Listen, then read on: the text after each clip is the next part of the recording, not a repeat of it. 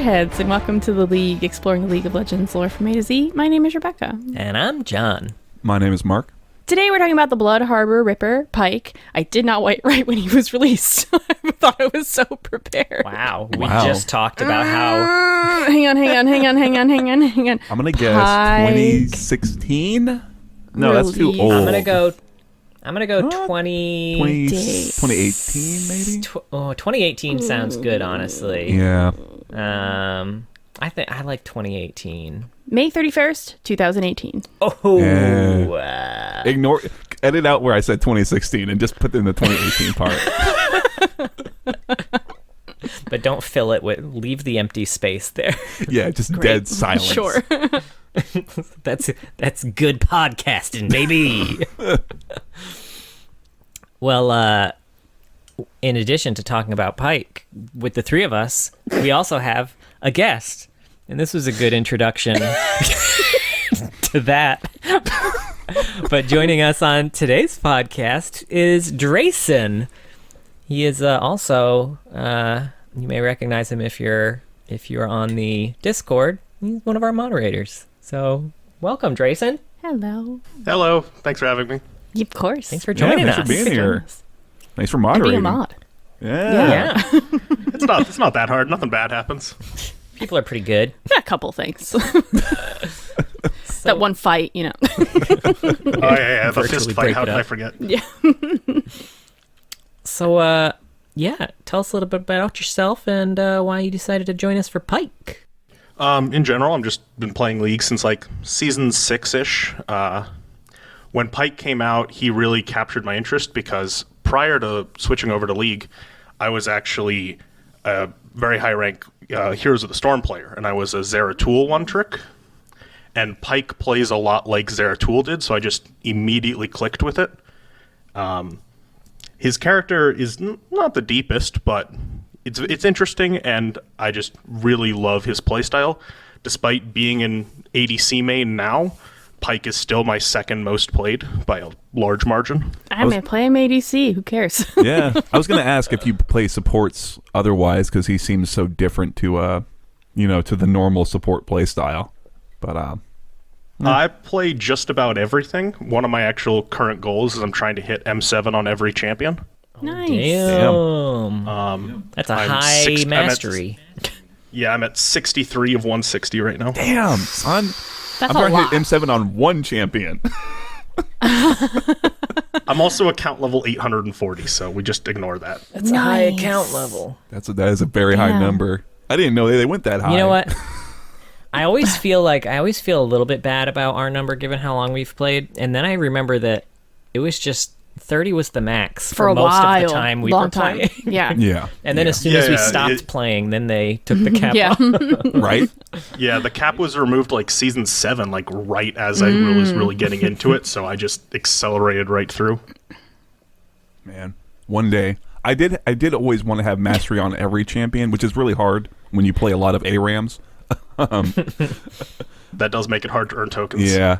Just getting the mastery Yeah, I mean, you points can get even. to 5, but Right? yeah. Just lucking into a champion that you don't Yeah. have any mastery on. I'll say, as a support main, I had to play Pyke in an ARAM a couple weeks ago, and I had a miserable time. You did great. I did horribly. I loved it. And I was like, I thought, I could do this. I get annihilated by Pyke in every ARAM that I've ever played. People who don't have masteries in him, no, it was awful. It's terrible. It's team comp diff. You did Yeah. great. My keyboard right. was a little sticky, and it just, Yeah. It messed me up. So you played him. What does Pyke sound like? Oh, me. He was, okay, listener, you gotta understand. He was looking her dead in her eye sockets when he said that shit.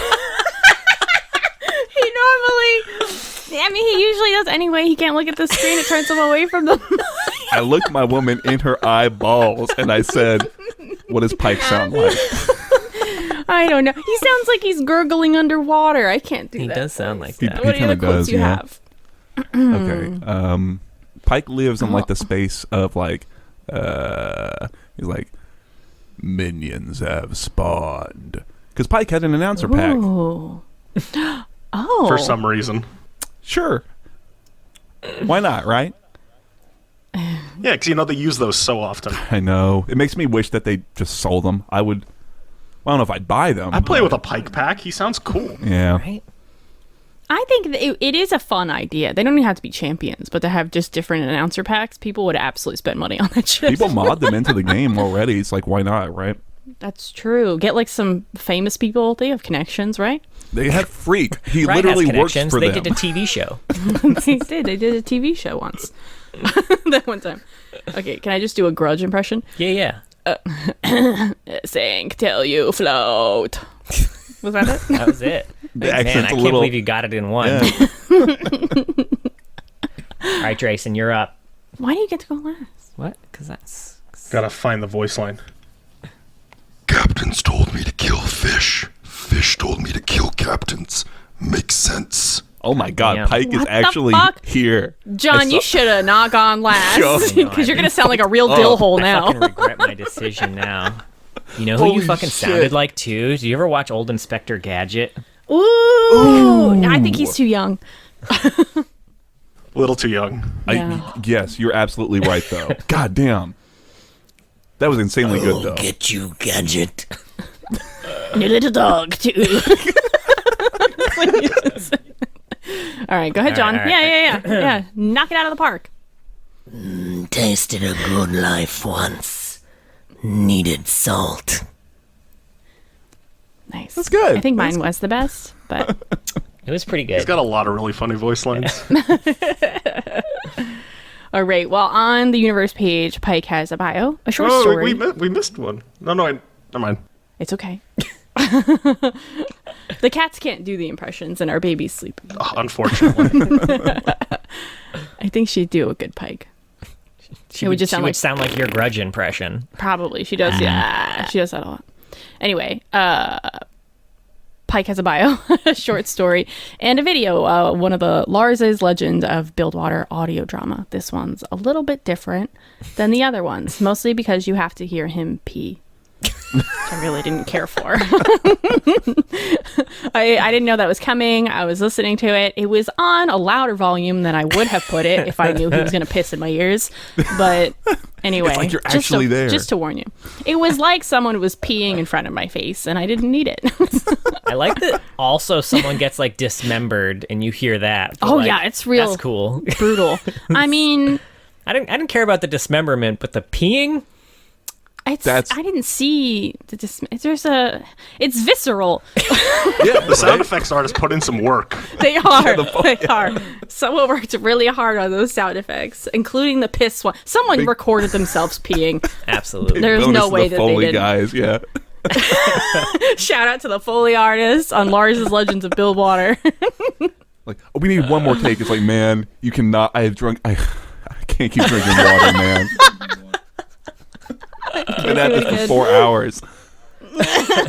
You gotta get a new person to pee. Just for coverage. All right. Should I go through the bio? Do it, baby. Yeah. Okay. Pyke was a normal boy in Buildwater. See, what's weird is they stole your joke for you. Yeah, they kind of did. They as a youth, Pyke started out like many in Bilgewater. Normal. He was actually just a normal boy. I He know. was just a normal boy in Bilgewater. I didn't have to. I'm not even making a joke. He was just a normal.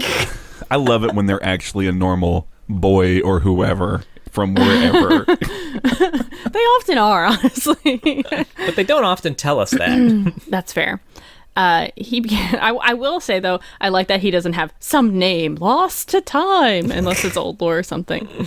But anyway, he began his work on the slaughter docks, which is where people bring in slain sea creatures for coin. I think is what they do, right? Yeah. Yeah. Pyke wasn't making much money and knew he'd make a lot more by hunting the creatures himself. So he joined a crew and became a talented harpooner. He's one of the few who hunts by just launching himself at the sea creatures. He just throws himself on in there. Weird that there aren't more people that do that. Yeah, I mean, in Bilgewater. Anyway, he harvests them while they're, still alive. The more dangerous the beast, the more money he'd get for organs and gooey stuff. So one day he decided to take on hunting the. Someone want to help me with the name of this fish? Jahul? Oh, Jahul fish? I thought jawl. I Jaw? Yeah, I just say too. jawl. Wow, I really overthought that one. The southern jawl fish. That's just how Mark says jaw. Something the jawfish is a big fishy with lots of teeth and sacks of sapphilite, which is where the real money is, I guess. The crew managed to secure a jawfish with harpoon lines, and Pyke jumped into its big gaping wet mouth. You didn't have to add the wet. I did. It's moist, warm, Cavernous, tight. soft. Inviting.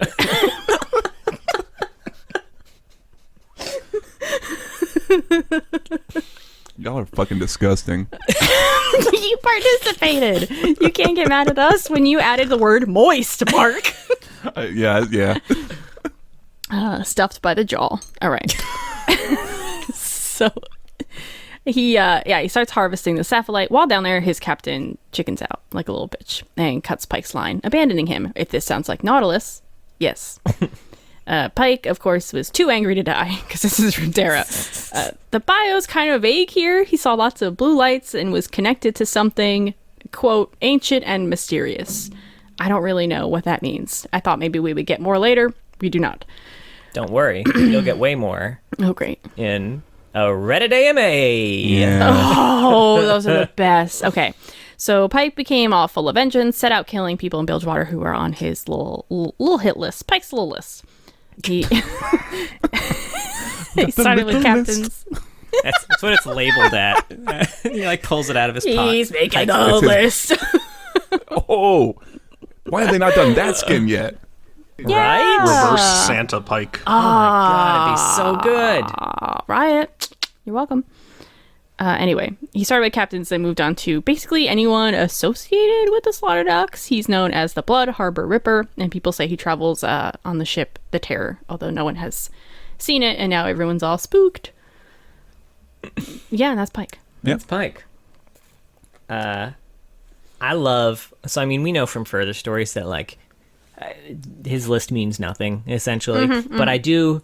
I like that they called out in the bio that he's specifically hunting first mates. Makes sense. It's pretty close to a captain. Yeah. Bankers. Yeah. Totally. They're powerful. Bankrolling. Yeah. Merchant officers. Totally get that. You know, it's just high ranking and has to do with money. And caulkers? The fuck did they do? And also bakers. Fuck them. They're just out here trying to live their best life. They're just sealing up ships. The fuck? Sounds too close Ships to that cock. captains. Yeah, that's true. They don't even sail, probably. I mean, that's why I kind of like that they do mention bankers, because bankers don't sail. And I know that we get a lot of more specifics in the Reddit thread. I purposely didn't read it because I don't like that. I just don't like it. But I think like even from I don't care for that. we do things a little different around here. But I like that like even from just what's here, you can kind of start getting that there's a little more going on with Pyke, right? Like the list means nothing. He's hunting multiple captains, and he's not just hunting anyone who sails, but like the people who profit from the slaughter dock, work. Like maybe he's kind of a tool of vengeance from the things that get slaughtered, right? Like that's the thing, you know what I mean? God, I'm so fucking dumb. You're right. That's all it is. It's just the monsters getting revenge. God, I'm stupid. I'm sorry. Honey. No. Don't say things like that about my wife. Well, that's the voice line I used. I was way too hung up on how good that Pyke impression That is true. was. You could have said anything. I don't even know enough. what you said. I had no idea what you said. I was like, this is not a human being right now. He's It's a just revenant. recording. Yeah. Or an undead. According to or, Laldl. Yeah, whatever they consider him. Fucking Lodal. Can I just say Go off. how many different words they have for like undead creatures? We're like, maybe this is Viego. Oh, no, it's not Viego. Viego's what? Is he a revenant? I don't know. Well, then it can't be an undead person. No, it's Hecarim. Fuck off. To be fair, Hecarim is literally the Iron Revenant. Okay, I will give it I don't to think Hecarim. it was. I was just. Yeah, that was a bad example. Pyke But is technically a revenant as well. son of a bitch. I do agree though. Lodal, sometimes. Makes you really fucking mad. The worst is when you get everything right and it's still not it. And it's But not that's the its one. own thing. Like, psych, there's another one. That happened to us once, and it was LeBlanc, which was really fitting. know. That was Yep. so perfect. It's always LeBlanc. Okay, anyway, back to Pyke. How do we all feel about Pyke's bio? It's if Nautilus and Callista had a child. Kinda, yeah. Oh my god, it is. oh, he and Callista would be besties, right? Or they just try to kill each other. You're on my list. What list? He does have a quote. Pyke Yeah. would probably Callista try to kill specifically. her. Yeah. Yeah. Which you would. Well, she's not a sailor. She He's hasn't like, killed you fishies. betrayed me, Callista. Oh. That is one of his voice lines when you kill her. Well, she didn't, Pyke. I think you're projecting a little bit. It's the list. It's what can I say? He's very non-specific, or he's a little broad with his definitions. I don't know. I was just gonna say there was one like real like too edgy for me line. Oh. It was like right near the end too. A city that prides itself on hunting monsters now finds a monster hunting them. I don't even mind it because it's like Dre said, like that's kind of that's the thrust. That's the thing to kind of tell you, like, here's what's going on with Pyke. Here is the little hints as to like what's actually happening. I mean, he's kind of edgy in general, but he's a good edgy. He works in the way where like maybe an Aatrox doesn't. But that could be a personal preference thing too. Yeah, I mean, Pyke makes a nice smaller scale threat like Jin did. He's a nice dungeon boss if we're talking MMO. Yeah, yeah. It makes me like I like Which we are. we very well could be. Any opportunity to talk MMO, we gonna fucking talk MMO. I mean, shit. Maybe it's like you have a little quest where it's like a mystery, and like someone's killing people to make it look like Pyke's killing them, but he's not actually, and that's like you gotta do a little mystery. Copycat killer. Yeah, copycat. But yeah, I like It's you, me. Pyke's setup a lot because he's that. Thank you. He's like Nautilus, like we said, but the whole idea of like, a sailor who's been kind of betrayed or left by his crew and is on a vengeance quest is like, it's a very straightforward and simple idea. So that, like with Pyke, it's like it's taking that simple idea and then adding a nice twist of lemon on the top of it, and it's making a proper cocktail from it all. Where it's like, it's not actually about the vengeance. Maybe it was to a degree, but that's just the way that whatever it is gets them to do what it is they want them to do, right? Yeah. I feel like my favorite part of the AMA 2, speaking of the Nautilus similarities, was seeing the creative team behind Pyke try to convince people that he was not a Nautilus knockoff. And then dial it back a bit after they were like, okay, here's a list of all the similarities. And then they're like, okay, well, but we can have two, right? There's enough room for two revenants that are in Bilgewater about revenge, right? Yeah. It is hard. It's hard, right? Because it's like, hey, between this and like old Nautilus especially, I like this a lot more. But Nautilus still exists, and I guess what you just do is you just change the Nautilus bio and just retcon him a bit, and that's what you do. Just be honest. Be like, Nautilus is a really old champion. We like that vibe. Wanted to do something new with the new champion. I don't know. That's the real answer, right? And I feel like sometimes Riot has trouble with that in their public kind of discussions where it's like, hey, here's just the fact. Here's the reality of the situation. You know what? Right. It doesn't say that it's Ringo in that story, right? Like that's We cannot get over this. I can't because that's like that encapsulates the whole thing. But yeah, Right. Pyke. They can never just admit it was not part of the plan. Yeah, it's hard. But yeah, Pyke is the eco-terrorist that Bilgewater deserves. Maybe not the one it needs, but it's the one that it kind of deserves. You know It's just what I the mean? poison ivy of Bilgewater. I think what I would like is the only thing that kind of leaves me wanting is like, okay, Pyke is doing enough like impact to the industry, the industry, whatever. Like this is the thing they do, right? That people are scared. I mean, like Dre just said. So what is Bilgewater doing in response? Like who's pushing back against Pyke? Because it seems like someone like a Misfortune would have a vested interest in like, hey, this is how we make our money. This is what we do, and I need to make sure business flows Yeah. smoothly. Yeah, I mean, we they have. put up a bounty, so Yeah, right. job done. It seems like it's very contained to this very small section of Bilgewater, which I guess makes the killing all that more, noticeable. This isn't happening in all of Bilgewater. He's slaughtering people in like this one dock. Why are people still going there? It's like the beach in Jaws. Well, the mayor, John. It's the summer season. That's how they make their money. Close the beaches. It's slaughtering season. What are they just gonna? The tourists. I think also to like your point, like yes, he is another champion who did not die, but I feel like it's a little more, and I assume they get into this in the AMA. It's a little more like there are kind of hints that like as to what actually happened. I guess I would say like something they mentioned about that sapphire is like it's super valuable because it's got a shit ton of magic, right? And it's all about this like blue. This like the blue color is like a big thing about it. And then when he's down in the depths, he sees a bunch of little blue orbs, like eyes, I think he kind of calls them, all staring at him. And that's when, like, I like the line, too, where it's like, ooh, tremulous echoes of something ancient and mysterious fill his brain and crush his mind. And it's like, okay, something with that magic is kind of working here. Like, he didn't just decide, fuck being dead. You know what I mean? He didn't Mordekaiser it. Yeah. So I'm liking Pyke. For someone who's so straightforward, it's a nice twist on the whole idea. This is by Matthew Dunn, by the way. Oh yeah.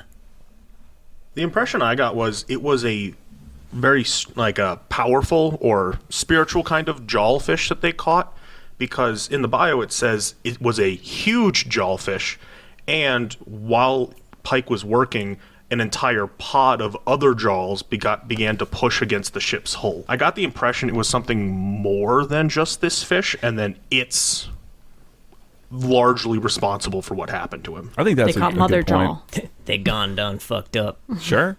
I mean, something that he references it in the short story and a few VO lines is this idea of the swimming city, right? Not Belveth. Let's make that clear first and foremost. Not the lavender one. It's a different city. But that's an interesting thing to kind of bear in mind, also talking about, that it was a pod, a group of jaws. And I was like, maybe that's kind of what he's talking about. He never, I'm sure they get into it in the AMA, but he's never very specific as to what the swimming city is. And I always assume it was just kind of in reference to like the sea life itself, like just all the things around the like Bilgewater. Yeah. Well, if we want to get into some AMA things before we hop into the short story, I can. Sure. I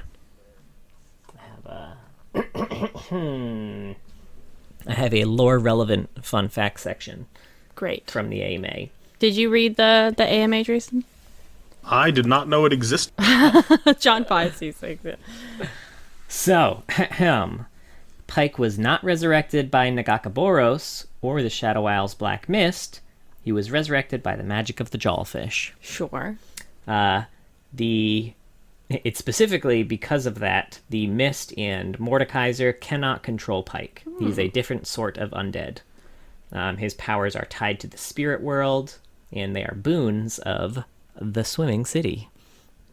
The swimming city mentioned by Pyke is noted as being a very real thing, a city that literally swims and never stays in the same place. And it's noted that Pyke is stated to never lie, so we can take all of his quotes at face value, apparently, other than, the fact that people are on his list, I guess. But yeah, except he's like, what his perception of reality is kind of fucked to begin with.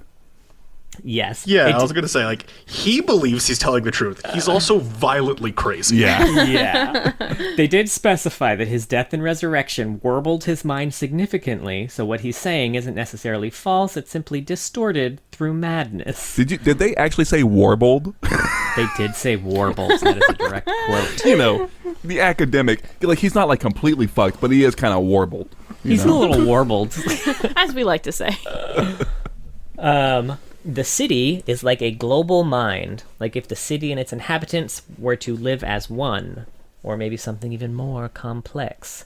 And it is not the same one that Fizz used to live in. It is alive and active. And it's not Belveth. I cannot stress. And it is not Belveth. Okay, so here is what I think happened. Is I think someone, Matt Dunn, wrote down all the shit about the city, the swimming city, on a notebook, and then that notebook fell like between two desks, and then Matt Dunn left Riot, and someone was cleaning up the desks, and it's like, hey, this is pretty cool. That new Void champion, let's do this for her. I don't know. Oh man. Hundo. Kind of. Well, that brings up an interesting theory. The jawfish are a hive mind. Yeah. Very tinfoil hat. No, I think I love that I idea. mean, it tracks. Yeah. Yeah. And then the one that they caught was the center of the hive mind. It just works. I like it a lot. You know, I think a little more specifics around all this stuff that's not in an AMA would be cool. What? Let's see, what else we got here? We got Pyke can't seem to remember or understand that the names on his list are being altered. He occasionally remembers being manipulated by a higher power, but does not seem to care about it. I mean, we just see that in the story, even. Pyke also does believe that before drowning, he was a sailor aboard the Terror, although no one has any records of that vessel. And since Pyke's list keeps increasing, it's likely that the Terror is just a fabrication from his own broken mind and a way for whatever gave him his powers to keep Pyke interested in killing people. Yeah. I think that's pretty clear from the context clues. Can I also say I started watching The Terror on AMC. Good show. I liked it. I'm not finished with it.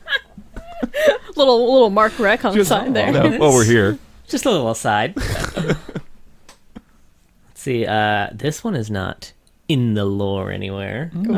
Pyke is half Buru Islander and half immigrant. His mother was from the Serpent Isles, and his father immigrated to Bilgewater from Freljord on the outer territories of Noxus. Okay. So, you know. And also, his favorite food is salted pork, and his favorite beverage is red wine cut with salt water.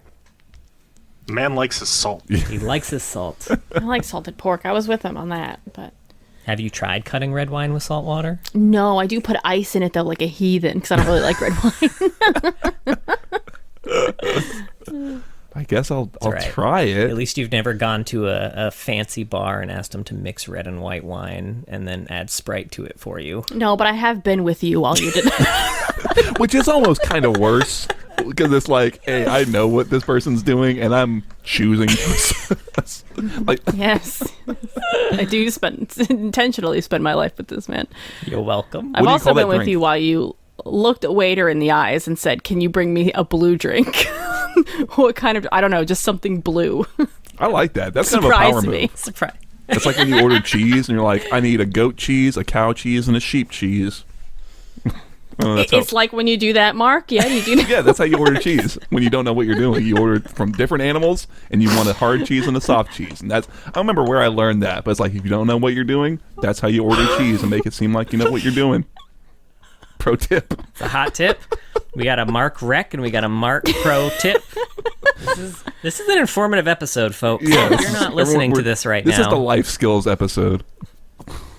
Perfect. Because Pyke needs those. He does. Anyway, those are all my lore relevant fun Great. facts. Sure. That's beautiful. We can go to the short story now. Any more feelings on the bio, anyone? I hit everything I noted. Okay. Yeah. Short stories then. Sure. Dan. No. Teeth. That's a first of all, great title. Yeah. Matthew Dunn. Yeah. I love the title of this one. Then Yeah. Teeth. Very good. Sometimes the title's not so good. This one, good. But yeah, so it opens on Pyke. He's just killed a sailor named Mazier. What did y'all go with this one? I don't even remember what I was calling him in my head now. Majin Boon. Majin, yeah. I like that. Majin No. Buu. Yeah, I just went Mazier. Mazier. Yeah. Jaw. So, I mean, we're all technically right. Well, yeah, he notes that he definitely remembers Mazier's blue eyes looking at him as he was being swallowed, and then teeth, and notes that, like, yeah, she was there and she cut my line specifically. he doesn't strike her name from the list, but the name is stricken on the list, and it is in fact the last one. And Pyke is kind of filled with this feeling of like being unsatisfied, like that can't be all of them. Maybe the list isn't complete, blah blah blah. But then he hears like a sound, sees a guy coming along the boardwalk, I don't know, along the way, and he kind of mists out to kind of try and figure out who this guy is and if he needs to kill this person. And he notes that this person looks and smells like a captain, and if it walks like a duck and talks like a duck. So he kind of manifests, and he demands to know this guy's name. And as he approaches, the guy's kind of like, he's obviously righteously freaked out. And Pyke starts to kind of remember that this man, he was a member of the crew when he died. And he remembers his eyes, his crap brown eyes, because we can't say shit in our League of Legends stories for the life of us. What? Not in our League of Legends. Not my league. But the man gives his name as Becca Nid. How's that sound good? Beck? Yeah, Beck. Beckay? And it like Beck. It's getting very close to my name now. But once he gives the name, Pyke looks down at the list, and yep, there it is, uncrossed. And so Beck protested, hey, it's my first day, I don't know what you're talking about. And Pyke is also like, yeah, you were there, I remember.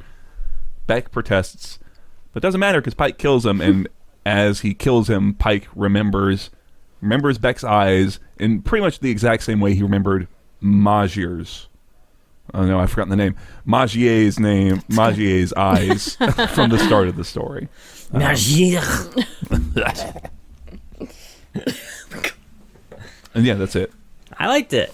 Yeah. It's a lot of It was fun. very cool. It's the perfect amount of repetition because when people write repetition, a lot of times they like to go for 3, where I think a lot of the impact of the story would be lost if they repeated it an extra time. Yeah, no, it's like super unnecessary. We get the 2 and we know how Pyke works now, like how he's justifying what he's doing and whatnot. What his day-to-day is like. This kind of torturous life he's A day living. in the life of Pyke. A day in the life. Get Wake ready with me, up, Pyke. Make an almond, extract breakfast. And, God. no, I yeah. do like how you talked the entire time That I was moving you were that. adjusting the mic so that there's no way we can edit out that noise either. Fine. Hell yeah. No, it's, she's rising The up from the realities of deep. podcasting, everybody. I'm not in a fucking studio right now. This is how the sausage is made, let me tell you. Yeah. I completely So we can all agree, this dude, this is just Memento, right? Oh my God, John. Pyke is just Leonard Shelby. What a millennial-ass cut that was for Damn. anyone who hasn't seen Memento. Yeah, If we unfortunately, ever I do a don't know movie, that one. Pyke will be played by Guy Pearce. I would watch So that. Memento, for anyone who doesn't know, is it about a guy who his Spoiler alert for Memento. No, Yeah, we're not it- gonna spoil Memento. I was gonna spoil Memento. No. His I mean, I guess we could. It is We said spoiler alert. We can now. no. Cover no, your no. ears, No, Jason. no. Jason. Leave Did you call the call. Jason? Just go. Stop. Run. Anyway, the main character, his wife was murdered and he was injured in an attack and he has like no short-term memory. So he's trying to find her killer and is constantly getting like tattoos on his body as reminders of like, okay, I talked to this guy, talked to this person next. He's trying to find her killer. And the twist being that, not the twist, the gimmick of this movie is that it's told in reverse. So we see him get revenge and then the movie goes backwards. What?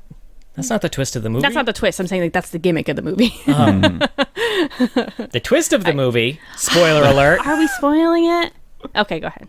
is that he's responsible for his wife's death, and he's been killing lots of people and just intentionally forgetting about it so that he can always have a... Yes, he intentionally made his notes to confuse himself into not ever knowing who actually did this. And so he someone- blames someone different Yeah. and then kills them and then repeats the cycle. And his friend was kind of helping him, hoping he could snap him out of it, but then it didn't work. So then he wrote clues that would Lead trick him to into killing thinking that his friend was the Yeah. killer.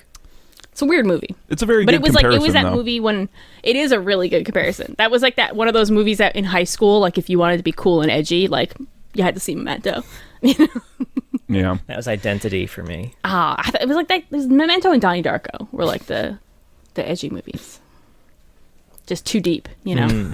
Anyway, Yeah, no, I mean, it's a good comparison, and I think that speaks to the quality of like the storytelling of it. Like, the AMA and like obviously confirms a lot of things, but I think just from this, it's like you said, Rebecca, you can really kind of figure out how Pyke works and what's going on, and it does so in a way that's very like, show don't tell. It never just outright tells us what's happening, but if you're just paying a little bit of attention, it's like, oh, that's a neat way of like, the book ending of how it's like the exact same, him remembering things. I thought it was interesting, the idea of like, so he sees this guy Beck, and he's like, this guy looks like he's been in 1,000 bar brawls. He looks like a salty, crusty ass old captain.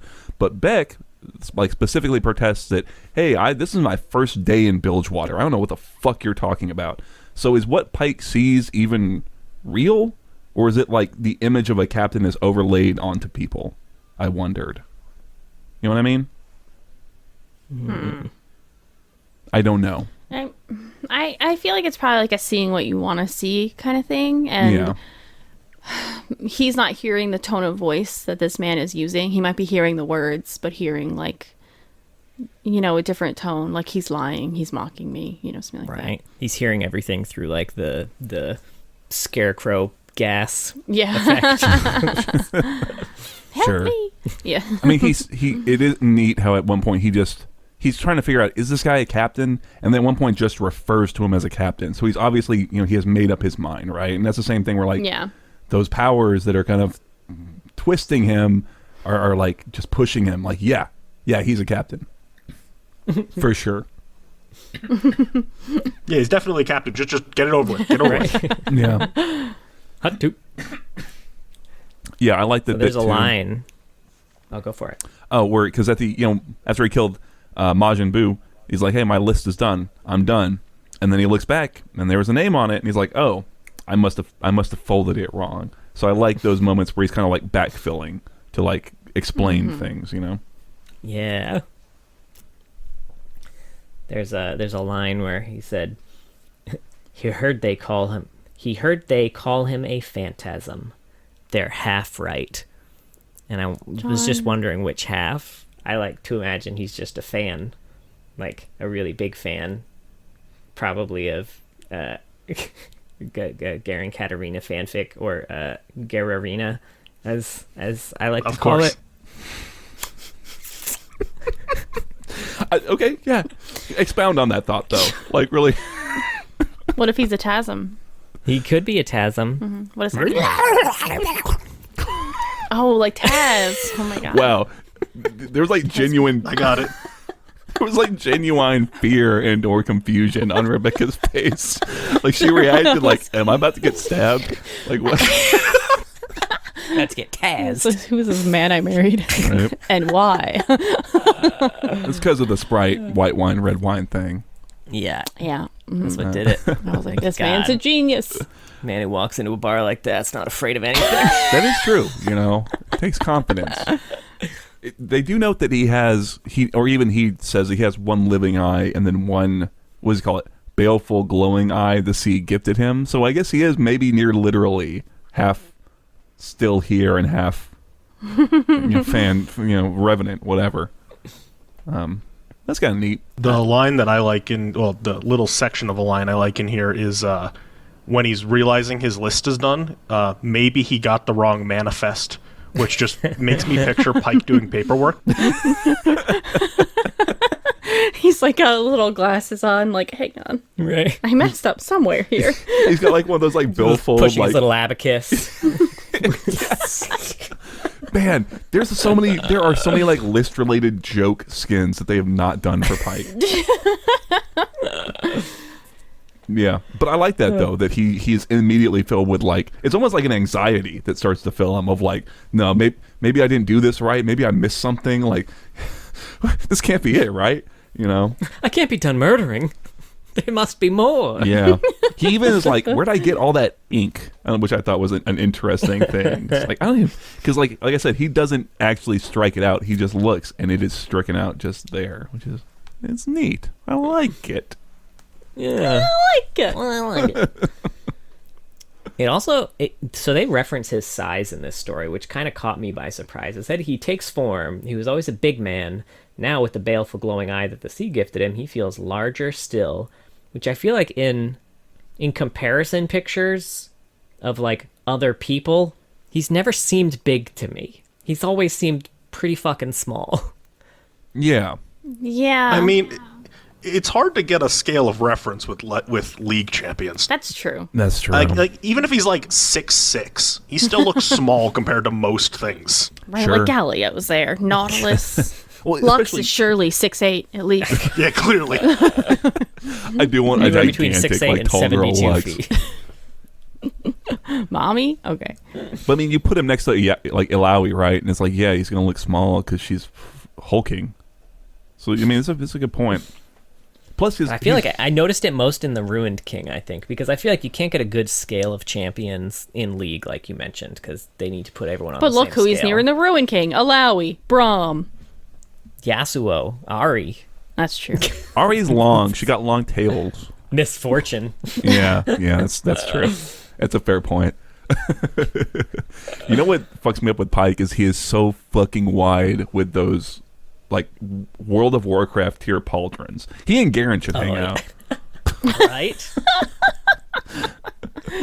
I love the fish skull I know, shoulders. Oh, they're They're so nuts. cool. It's a nice. The credit to the design team. It's a nice physical representation that he's still mentally in the fish's mouth. Ooh, I didn't think about that. I like that. I like that. Oh, he is. His design in general is Neat. really strong. Yeah. There are new champions, or champions even that have been released around this time that I kind of forget are champions. You know what I mean? Like they kind of fall into the background. Pyke is not one of those. Pyke, I always remember, Right. like he feels like a league champion in that way. And because he's always kicking my ass in games. That too. Yeah. He feels like he's been in the game a lot longer than he has. It's Yeah. true. Yeah. He's not even 5 years old yet. Yeah. Oh, you gonna be able He's still a little toddler. And it's crazy, too, like, Maybe compete to be a J. Anyway, what? Sorry. because we watch a lot of competitive League, too, and he's not even, like, he does not get played a whole lot either. So, like, Does he just kill low elo players like myself? he's for sure a pub Probably, stomper. yeah. That's Yeah. One of the fun facts that I noted is he used to see a lot of pro play. The 2019 G2 team was popular and feared because they would four-way flex Pyke. They would play him in every position except AD carry. I remember think I that So noticed shit. they first Yeah. pick, and it's like, I have no idea where that's going. That's God. I kind of forgot about that shit, but that's fun right there. Right? That's why I God, banned Pyke. OG2 is so good. Yeah. Yeah. Uh, How about Memories. the worlds? G2, much like Pyke, just a revenant. Ooh. Wow, John. Hey, We barely watch LEC. And Hey, yeah, they were in Worlds this year. We got to watch them. That's true. So I have one more quote from Okay. the story. Sure. Uh, Is it as bad as the fan yeah. one? Okay. Bearing down. So there was a quote here that said, "A Noxian galleon is moored at the dock. Trader ship or traitor ship?" Which Trader is in TRADER or Trader TRAITOR. which made me immediately think that Pyke has a live journal. It gave me real big live journal energy off that shit. I would have not written that, but high school me would have been jealous I didn't think of that line for my poetry, you know? Yeah. I do like that. I just had to watch Memento more. I feel like that's cast in a particular light, given that his one of his parents, you said, was from like the Noxian Marine. Yeah, his father. Yeah. Yeah. So maybe that line is a little goofy. I don't quite get the. Maybe it's just that his thoughts are so weirdly like disjointed almost. But Those are all the notes I had, though. I Okay. have no more really, really good lines written down. Well, darn. Let's move on. Or any more thoughts on Menteith? I'm tapped. We're good? Okay. All right. Next up, I think chronologically, we got You had one glass of mead. That's a big glass. We got the Ruined King. Yeah. So I'm gonna run you through just shit that like. No, this is the game. Yeah. This is the game, which was, I mean, very good. I enjoyed it a lot, even though I played it in its literal buggiest version. But it was very Yeah. good. If you want to hear more about it, there's a Patreon episode about it. There is Just a little plug. Hey, pew pew. I'm not in it though, so is it worth it? Yeah, that's a good point. You should play it. We'll do a revisit. I would replay it. Right? I would replay it. That's your new stream game. You just put 3-man play Ruined King. Damn. We can each pick one of the characters and we'll play. Oh, I'm like kind of liking that. I call Lowie. All right. She's good. She's real fucking good. So, I'll just cover the Pyke portions of this.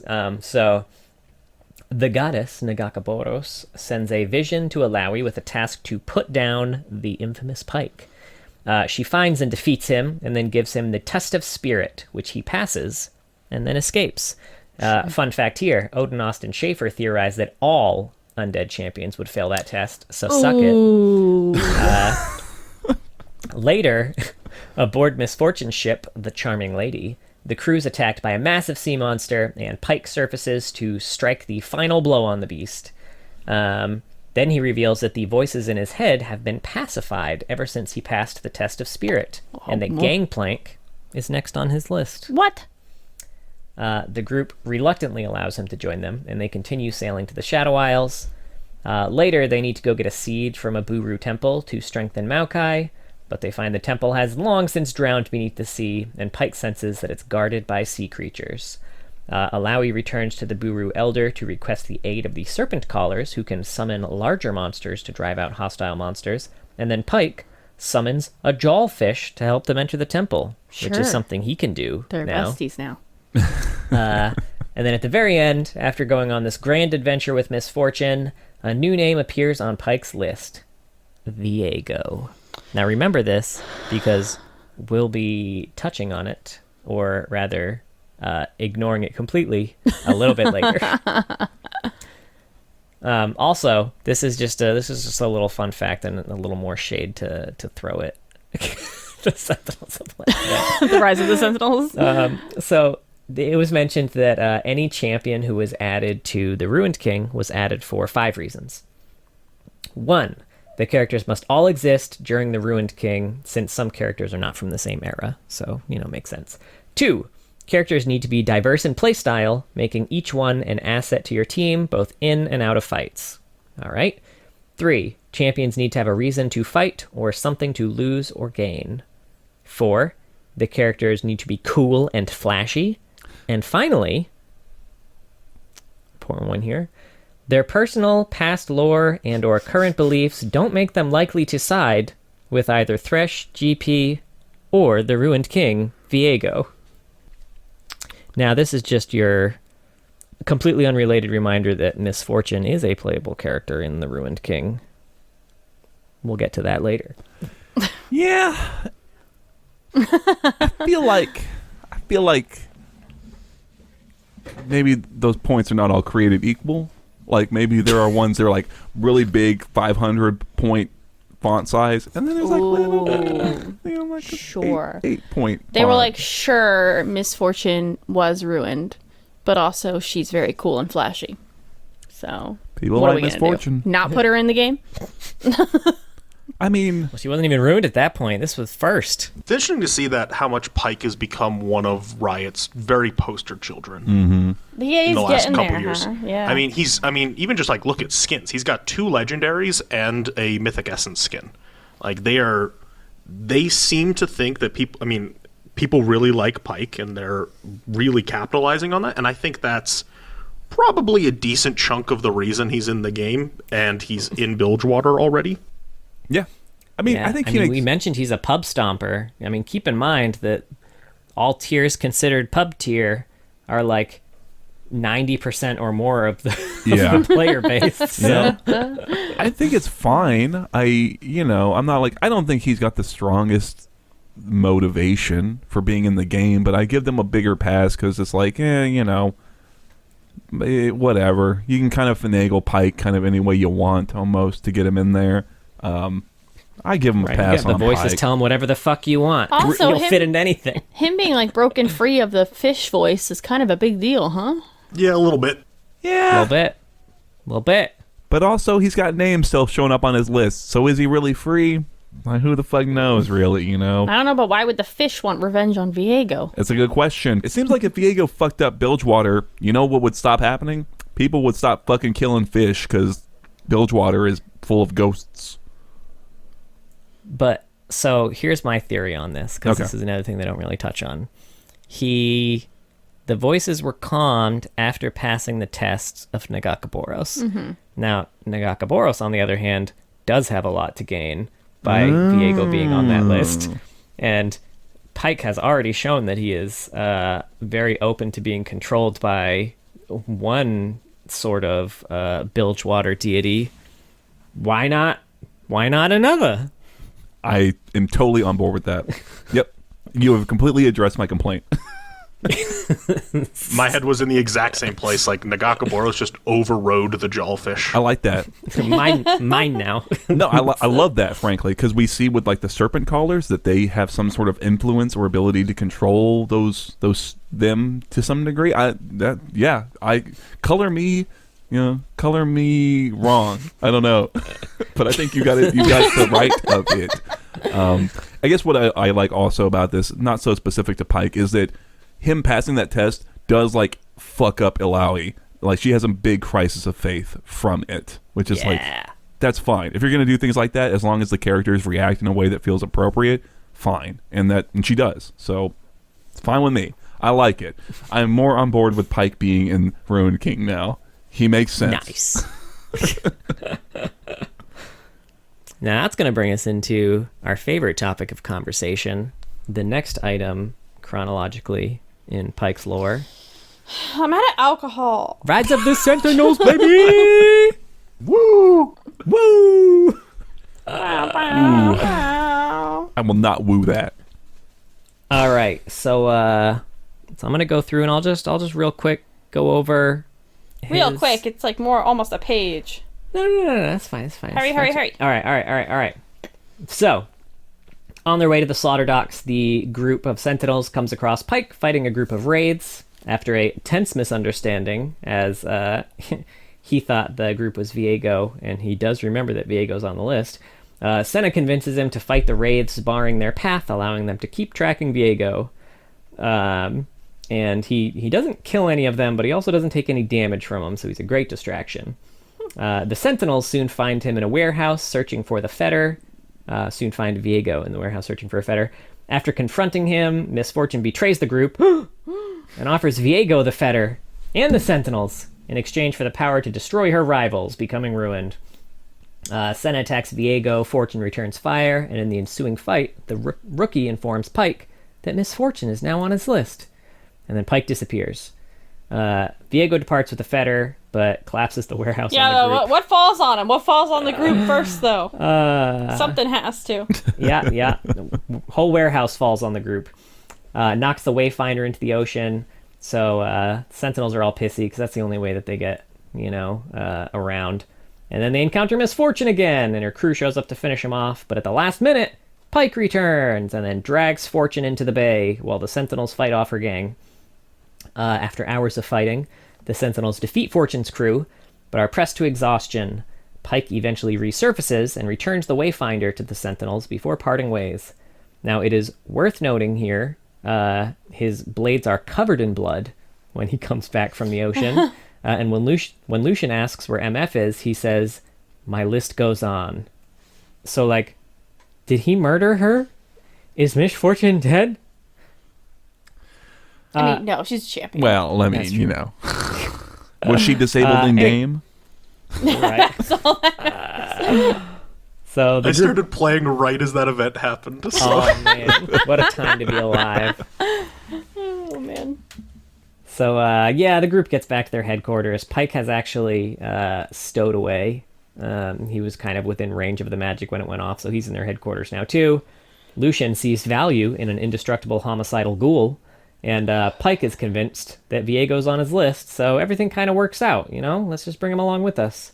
So Gwen outfits Pyke with a sweet new outfit and a relic knife. Lucian swears him in, despite objections from Senna, because she's like, yo, this is literally what we're hunting right now. And and all's good in the world. Yeah, I distinctly remember, despite all the hate that Rengar got and Olaf got, I didn't mind Rengar as much in this event. I fucking hated Pyke. So we got to change clashing opinions. Yeah. Right now. Hit me with it, Draasin. What'd you like? I like the story implications of Pyke being functionally immortal. It raises his threat level a lot. I mean, like, sure, in Then Teeth he gets shot, but that makes it clear he turns into water as the bullet hits and doesn't matter. With the Wraiths, he's just kind of sitting there. Like, he gets swarmed by a throng of Wraiths and just doesn't care. Which, okay, is that the undead struggling to kill a Revenant? But it's an interesting thing, and it makes him far more Callista-y. He, like, prior to this, it's like, okay, he's just a dude. I mean, he can turn into water, but if you catch him as a dude, you can kill him. Now it's like, can you really? I dislike a lot of the characterization of him in this. Notably, the big gripe, Ruined King, the voices are removed. As soon as you see him in Rise of the Sentinels, he is trying to kill things that can't die. But I like this more, Pyke being a little bit more lucid, being able to like try and convince himself that Misfortune's on the list. And as soon as Rookie's like, okay, he's like, yeah, that makes sense to me. I'm going to go, she's a captain. I'm going to go kill her now. But Pyke being less of a puppet in this story really appealed to me. Now, keep in mind, this was probably less than a week or so after they had just finished going on a grand adventure together. Yeah, Nagakaboro's pieced out of there really quick. I mean, yeah, his Lish stick got old for me pretty quick in the the visual novel, because it was like literally like everyone he meets, like, you're on the list, you're on the list, you're on the list, you're on the list. It's like, I kind of get that that's what his character does. We don't need to see it happen every single time it happened. It happened so often in such a short span of time, and layered on top of that is like something he said almost as much as you're on the list is sink till you float, which, as one of his in-game quotes, is like, cool, he'll say that every now and then. But man, he says that to fucking everybody in this story so many times. He's like really socially awkward. And that's like the only, sink till you float. Did you see that ludicrous display last night? The thing with sink till you float that made me laugh was, to the Wraiths, he says float till you sink as a negative thing, where he's trying to kill them. When he says goodbye to the group of Sentinels, he says sink till you float. So that one's good. So one's good, one's bad, but it's entirely unclear why. It's like Pyke's aloha. Yeah. Yeah, I mean, okay, so How we keep confusing it. He would say one to me, and I'm like, fuck, was that the good one or the bad one? I don't know. I don't know. Is he mad at me today? he didn't kill me, so he must not hate me, right? Like, it could be worse. Yeah.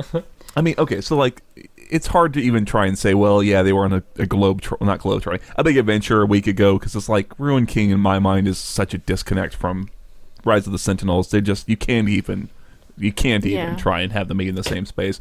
And then like, I guess I think like with Pyke, he just works well when he is horror. And this is always a big complaint with Rise of the Sentinels in general, is that there's like too many people trying to act in a comedy role.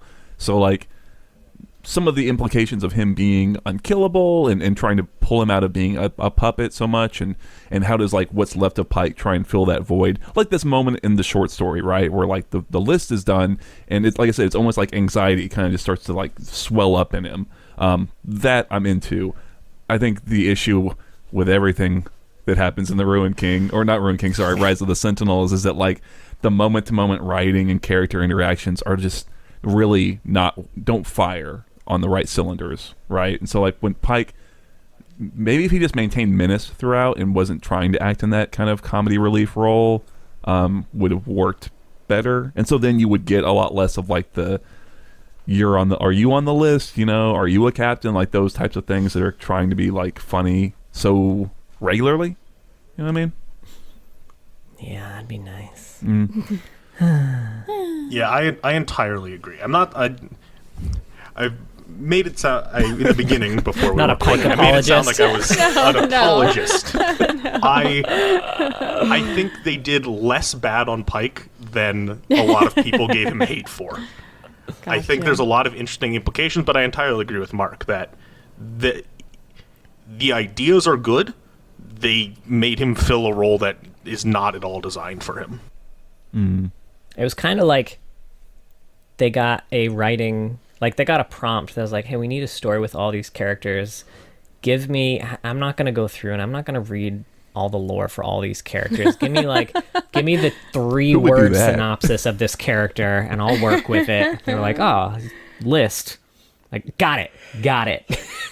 The Spark Notes version. Yeah. I can work with to this. his quotes. Just one quote over Just and over one again. quote. Stick to your flow. I can play with that. They kept trying to hit the next button, but they accidentally kept hitting like the play button over and over again. I'm like, is this the only quote he has? All right, I guess we'll just use this a lot. It's like a Pokemon. That's all he says. Yeah, I like the Pokemon thing. Thanks. Pokemon Pyke. Let's go. Pokemon. Oh, that was good. Yeah.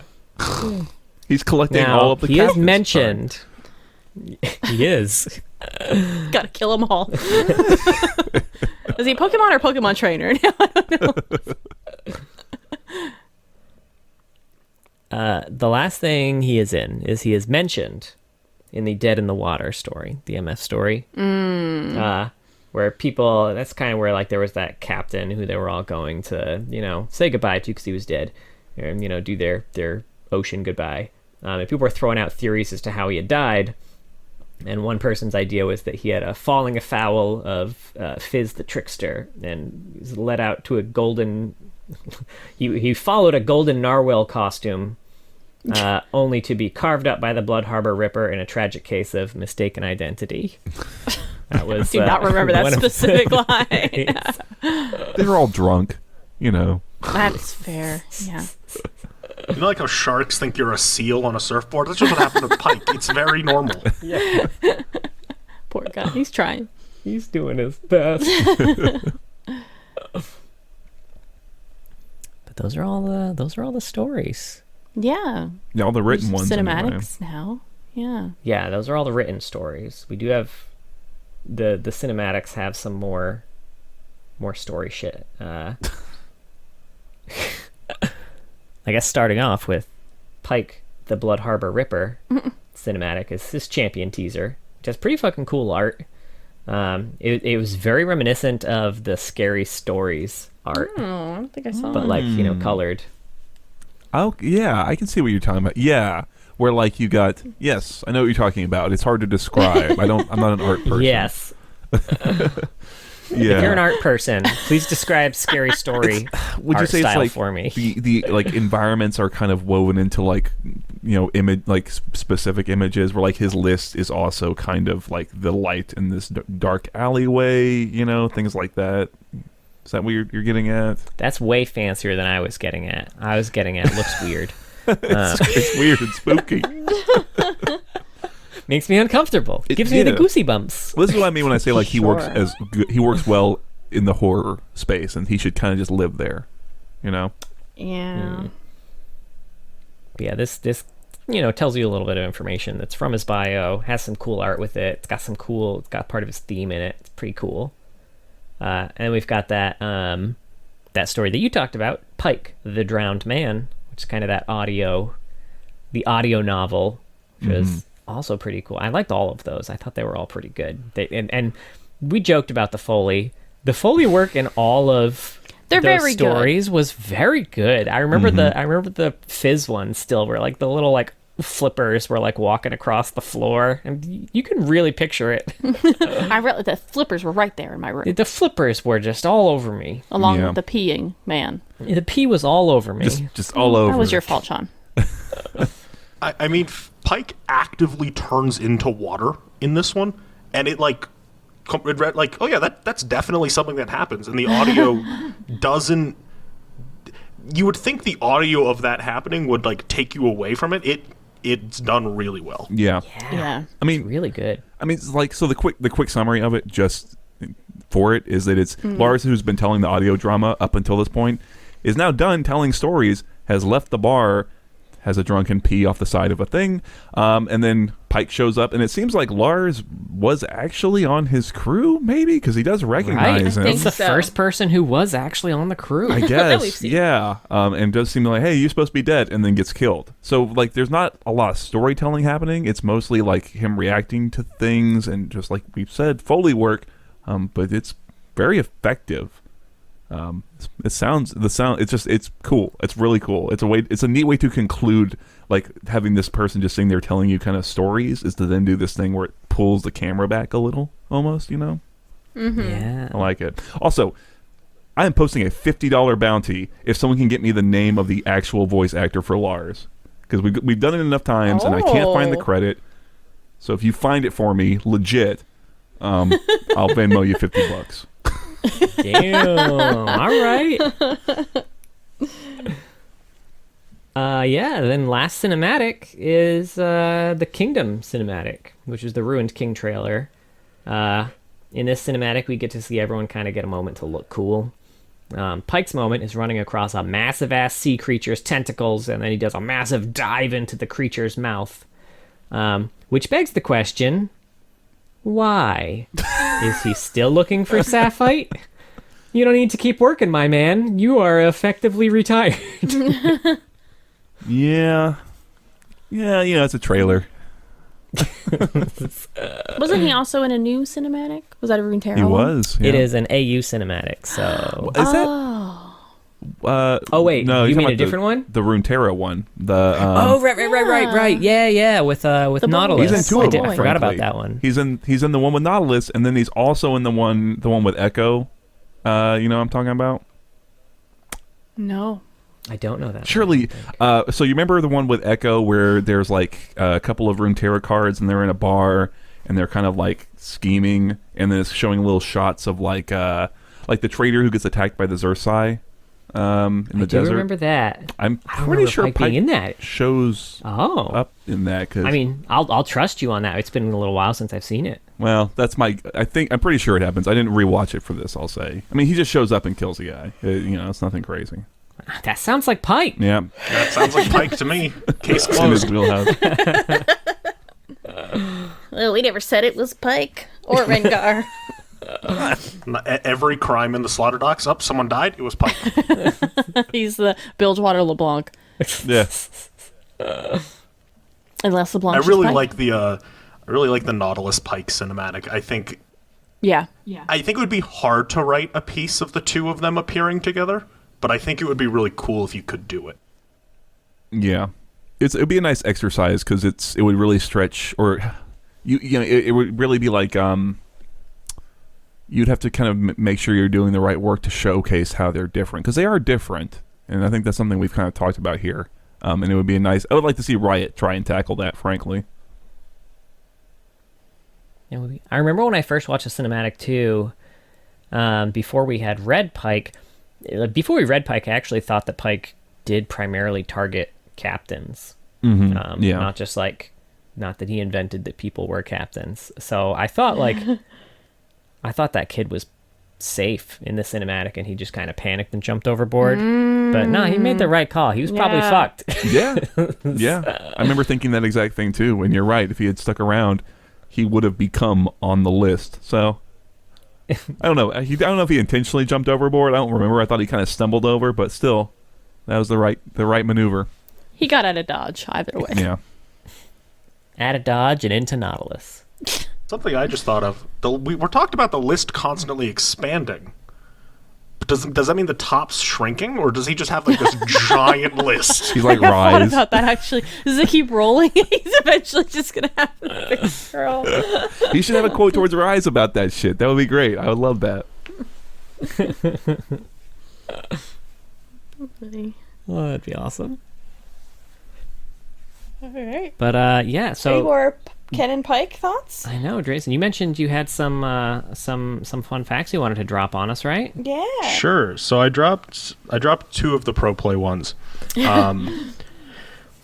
So it's unclear with banned skins in pro play because they never publish the list for public use.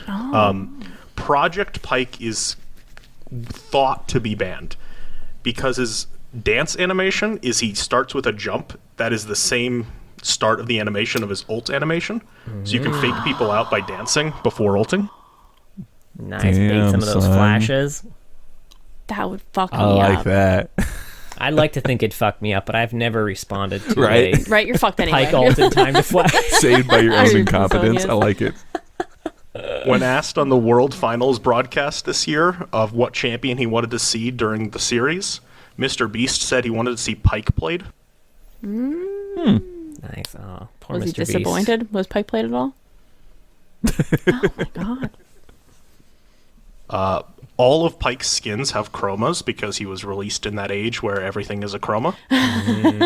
Makes sense. And Pyke's ult mute. So when you have an execute ready with his ult after you've done the first one, it plays his theme and it changes slightly based on the skin. And the music gets more intense the more kills you get. Oh, I never got a chance to hear that the one time. I've heard that. It's a good They are feeling. all listed on the LOL audio voice lines page. Go and listen to them. They are the pentakill music for each skin is amazing. Oh, that sounds so hype. They should do more like that, like just kind of sound effects or music as you're getting close to a pentakill. Yeah. I feel Well, and that brings me to the last one that most people have seen at this point, but the new Empyrean Pyke has a special animation for if he gets a pentakill. Oh, really? Big, it covers the ground in like purple mist. If you're interested in seeing it, there's actually a clip in the clips channel of the Discord of me getting a pentakill with the skin on ARAM. Hell yeah. Oh shit. Nice. There 'cause you go. I'm, Y'all I'm gotta, never gonna see that if I. y'all gotta join the Discord and check out that clip then. Yeah, but that's all I had. Good Hell shit. yeah. Those are cool. Do you have any final thoughts about Canon Pyke? I really like the character, and it's tough because making him more in depth would reduce the. He's one of the characters where the mystery is a good thing, Yeah. and so I'd like to see more of him, but at the same time not reveal much more, which would be hard. But I just in general think he's a really cool character. Yeah. I think, I think, like I said way back at the start of this, having someone kind of react, like in Bilgewater, who's acting against him, who wants to, keep up with the business, right, and is kind of trying to work against him, would be a good vehicle to get more Pyke stories, maybe. At least I feel like it would be. kind of like how there's a team trying to catch Jin. That's really interesting. Yeah, a character or two. New Bilgewater champion is who is trying to hunt down Pyke. Maybe Pyke killed their loved one or something like that. There's a lot you can Be do. careful what you wish for. We're gonna get a Neela Pyke short The story. Bloodharbor Ripper. Yeah, Ripper. I went right to Neela as well, and I cannot.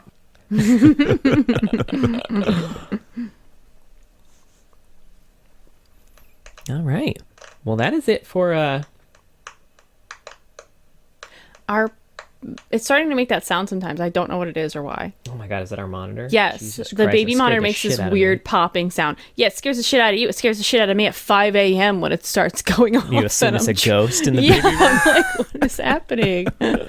Oh, that's And just it was the one of ghost. those- It's fine. Every time I looked over at it, it stopped, and then I would lay back down, and then it would start again. It was Maybe it fucking is a weird. ghost. Fuck. Maybe. I don't know. But yeah, anywho, thank you so much for joining us today, Draasin. Yeah.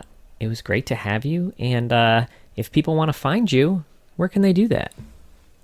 So I am in the Loreheads server all the time, and I am starting to post videos on YouTube with the username of Draasin, spelled the same, Draasin,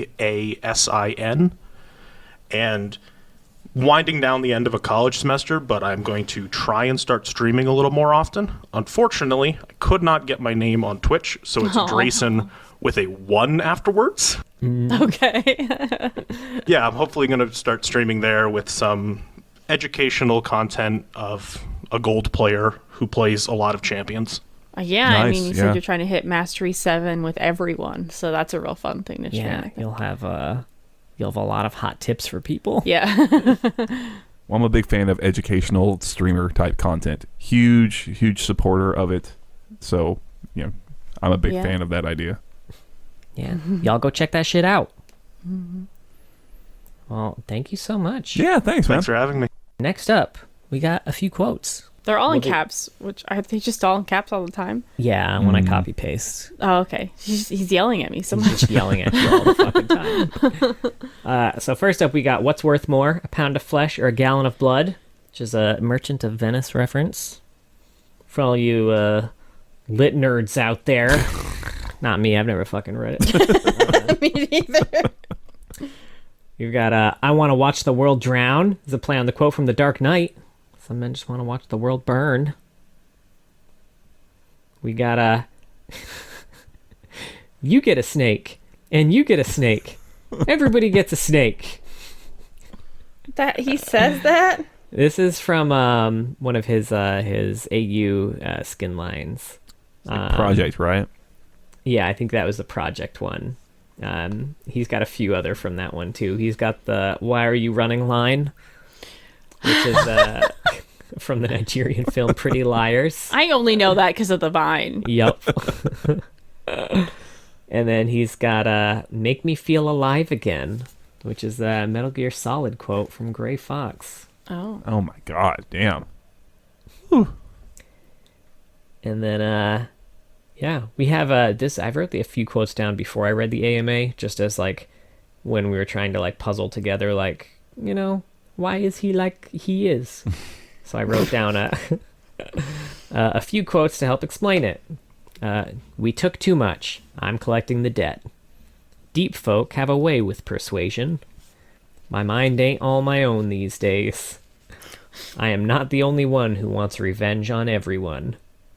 Captains told me to kill fish. Fish told me to kill captains. Makes sense. That was the Draasin quote from the beginning. And my new bosses don't care about gold. Which is ironic with the Nautilus connection. Oh, yeah. Very much care about gold. Took me a minute. All right. His AUs. All right, AU time, Got the folks. skins. First up, we got Guardians of the Sand. Set in an alternate Shurima where all the champions are Tomb Raiders, Ancient Doom Guardians, and Evil Spirits of the Desert. This one is Sand Wraith Pyke. The vengeful ghost of an ancient caravan master betrayed by his guards, Pyke now lurks within the golden halls of the desert's remaining city-states. He hunts anyone and everyone who attracts his gaze, claiming they all condemned him to death. So it's Pyke, but It's Pyke, in but the sand. Desert Pyke. I love this because even he has like unique quotes for this that are literally just Pyke, but sand. instead of water. Yeah, it's pretty funny. Now, originally during his champion design, he was actually like one of the potential directions he could have taken was actually a sand wraith. Oh, so it's kind of like leftover from. Yeah. Makes it. It was his release skin, right? Yeah. Yeah. It was. Yeah. And this has a Legend of Runeterra level up quotes too. He says, plenty of fools come to Shurima looking to pry coin from the wealthy dead. Their own tombs ain't as fancy. And footsteps don't last long in the dunes. Lucky for me, I follow real close. Spooky. Spooky. And then we got Blood Moon. This one looks so much like Jin. It's Yeah. like a lot like Jin. Right? It sort of fucks me up when Yeah. people play it. The Blood Moon Jin Pyke bot lane is confusing as shit. If only we played those. A voice echoes from the silence. Writhe. Oh, for the record, this is new Blood Moon description. This isn't the same as it used to be, so okay. I don't know when this Okay. got added, but I think actually it got added. They added a subdivision of Blood Moon skin, so I think they may have added it for this. But writhe, beasts and brethren, the moons of our doomed Ionia rise like slow, unblinking eyes of starved demons, awaiting the end of your fealty, or either monstrous blights that cannot be allowed to pass. Either way, we are but vessels plunged in ritual and sacrifice. At the moon's peak, we carve flesh from flesh and bone from bone, offering the meager gift of everything that we are. Deep. That is new. I like that more. It's more, well, not edgy. I don't know. It's cooler. Maybe it's a little cooler. edgier. I don't know. Doesn't talk about esoteric rituals. Hey, edgy's fun sometimes. Yeah. It's okay. Yes. Yeah. Cooler. Well, then you're gonna love the short story. Oh, hell yeah. But first up, we got Blood Moon Pyke, a demonic spearfisher lurking within the darkness of the Blood Moon's mirror dimension.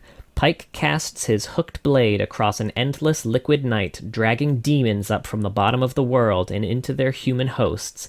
Inexorably tied to the Blood Moon, Pyke's sudden appearance in Ionia is a dire omen indeed.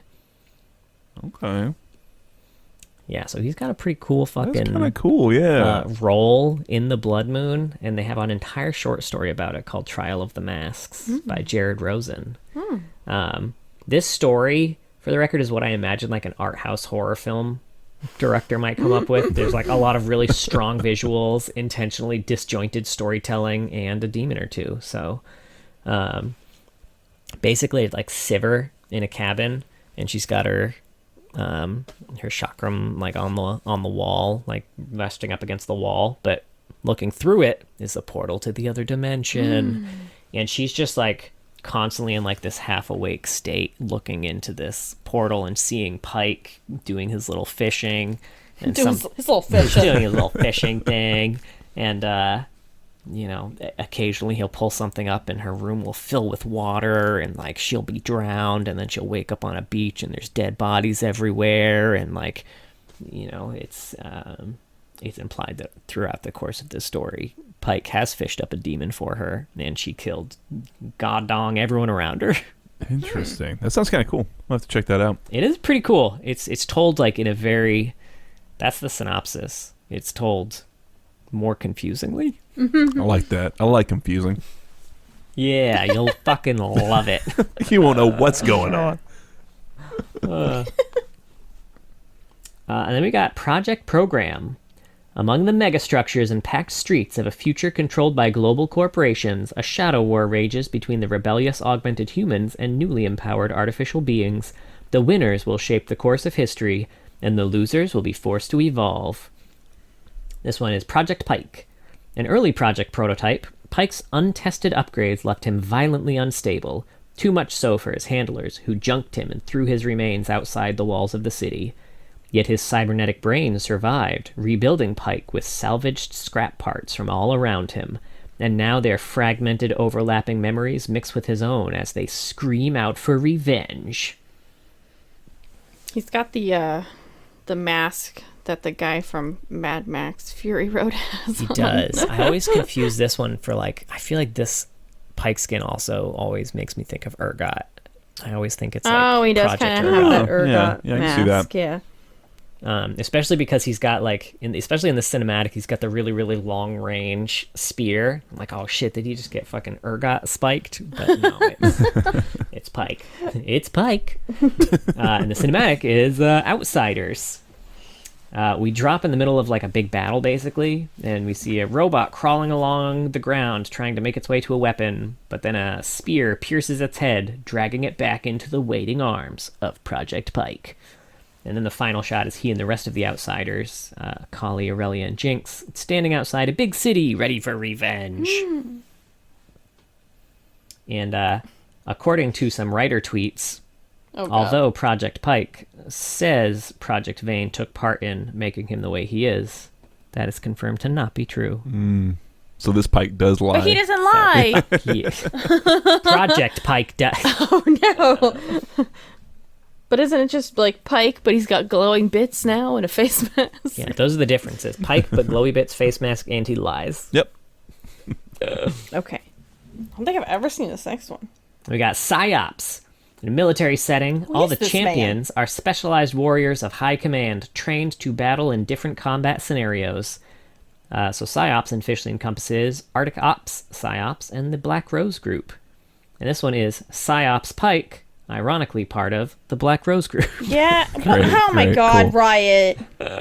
Thanks, Riot. This is like a found footage movie. I've never seen the skin before. Yeah, me neither. A member of the Black Rose Group's leadership and powerful spiritual medium, Pyke's mastery of psychic power allows him to jump across the barrier separating the living and the dead. This process has slowly eaten at his mind, leaving him a half-deranged killer screaming at literal ghosts. It's something about that literal ghost, Like it's like a joke. right? I know it's supposed to be cool, but Now Well, the each... ghosts look a little goofy. They do. Look at it. Yeah. It's a silly ghost. Silly ghost. Little silly ghost. Now, each member of the Black Rose Group has a numerical designation, and Pyke's is 2, and his alias is Ripper. cool. And, What does the number mean? I don't know, maybe he's too good? Huh? Number. Not one good, but too good. But who does he work for? We had to have the Austin Powers reference.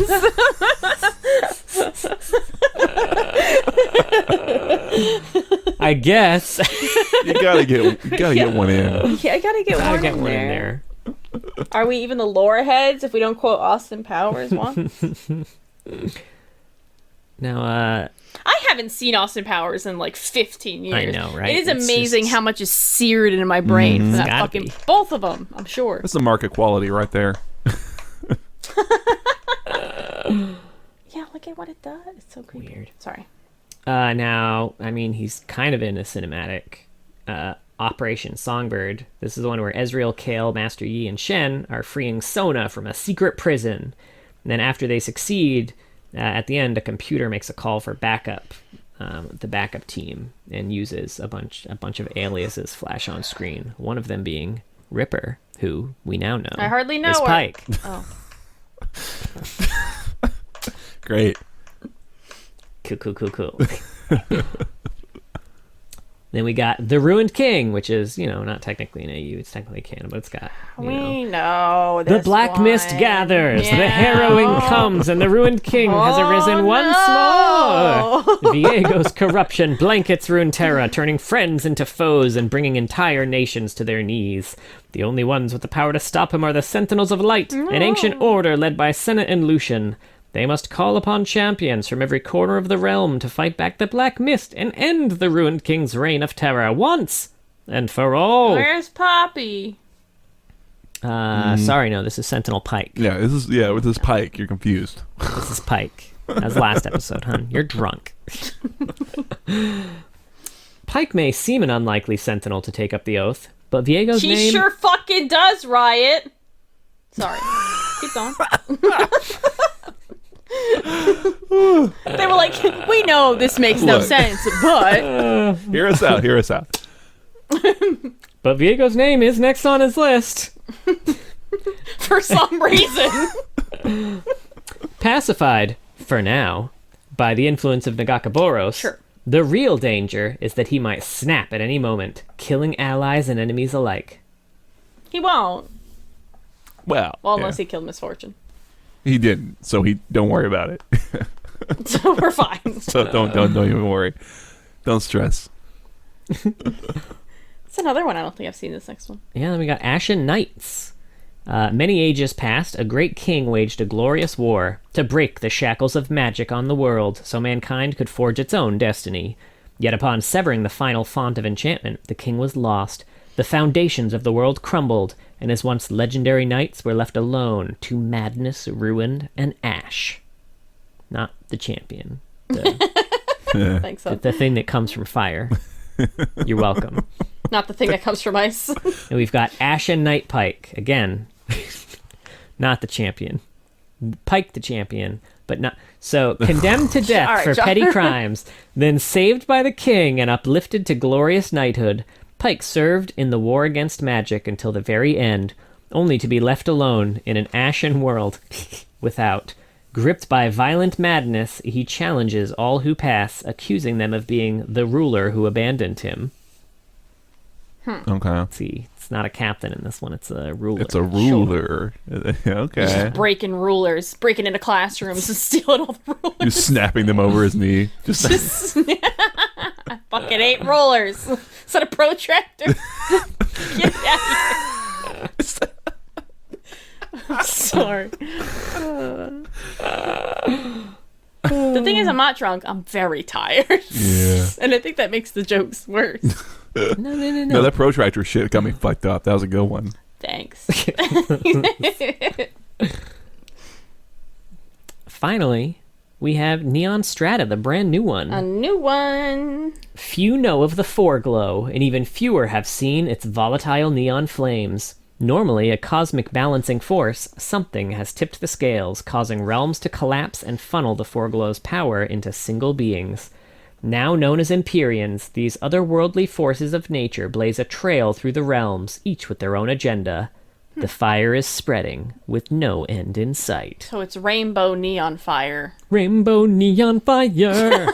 Ba-na-na-na-na. This sounds like Highlander to me.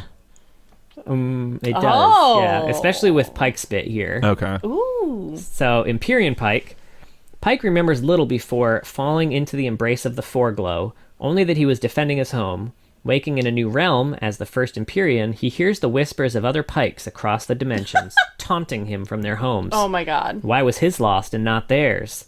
No answer will satisfy his searing rage except vengeance. So Pyke does literally just go from dimension to dimension, killing alternate versions of himself. There can only be one. uh, I like the line "other pikes." Sorry. yeah. And there's a cinematic for this, which is kind of like a music video. Fire to the Fuse by Jackson Wang.